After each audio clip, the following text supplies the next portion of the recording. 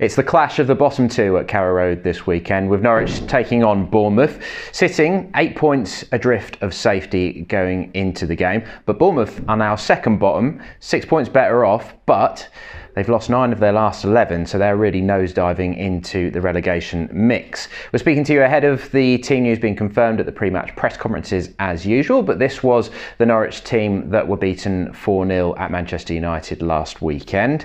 There are a few issues to consider for Daniel Farke going into this one. Grant Hanley did take a bit of a knock and limp off during that game, had also had a cold which had been inhibiting him a bit. So Ben Godfrey is coming back into full training, so if Grant isn't available, we'll have to see whether Ben is able to step in, but you would have thought Hanley will be able to shake it off to continue. We've got the two new signings, of course. Andre Duda has come in from Hertha Berlin and Lucas Rupp from Hoffenheim, so we'll see whether they come into the mix. You'd have thought Duda is more likely. He's been in the building a little bit longer, a couple of days extra in training, and with Marco Stiepermann and Kenny McLean struggling to make that number 10 position their own, you would have thought that if he's going to come in, if one of them's going to come in, it will be Duda, although Daniel Farke doesn't tend to rush his new signings straight into action. Otherwise, up front, it's probably likely Adam Eder will go back to the bench. Timo Pukki and Josip Dermich both expected to be fit for this weekend, so you would expect top scorer Pukki to come back in. Here's how Bournemouth shaped up for their 3-0 defeat at Watford on Sunday. They do have injury issues, including in goal, which we'll come on to more later, but Aaron Ramsdale, the England under-21 keeper, he's been their first choice. He missed the game with a little hamstring strain.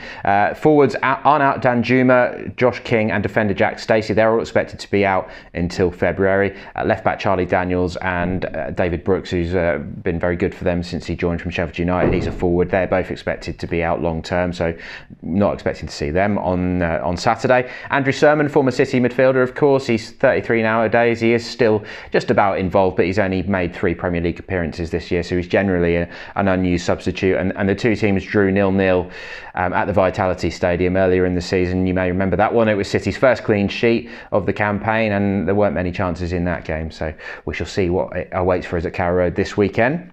In terms of strengths, the real danger with Bournemouth is 3 kicks. They have scored from a league high of 10 so far this season, and it's also a league high that they've scored directly from 3 free kicks. And Harry Wilson, who's on loan from Liverpool, has scored 2 of them. Ryan Fraser, the Scotland winger, he scored the other one. So you don't want to be giving away too many free kicks around the edge of the box. Weaknesses, it's pretty clear they are struggling to score goals. They're the division's joint lowest scorers with Palace and Watford. They scored 20 so far, although Norwich have only scored 2 more than that. And Callum Wilson, who had a brilliant season last year and has got into England squads in the last couple of years, he's 14 Premier League games without a goal, so he desperately needs one, and he's actually only had 1 shot on target in those 14 games as well, so his dry spell goes back to September. But also Dominic Solanke, who they signed from Liverpool for 17 million last January, he equally has struggled and he hasn't scored a Premier League goal for Bournemouth yet, so strikers has been a big issue. And finally, key man, as mentioned earlier, England under-21 goalkeeper Ramsdale missed the game at Watford. Irish youngster Mark Travers came in, but did make an error in the lead up to Watford's first goal. So he could well be the key man if he can come back in. They do still have Artur Boruc, who previously played at Celtic, but he's nearly 40 now.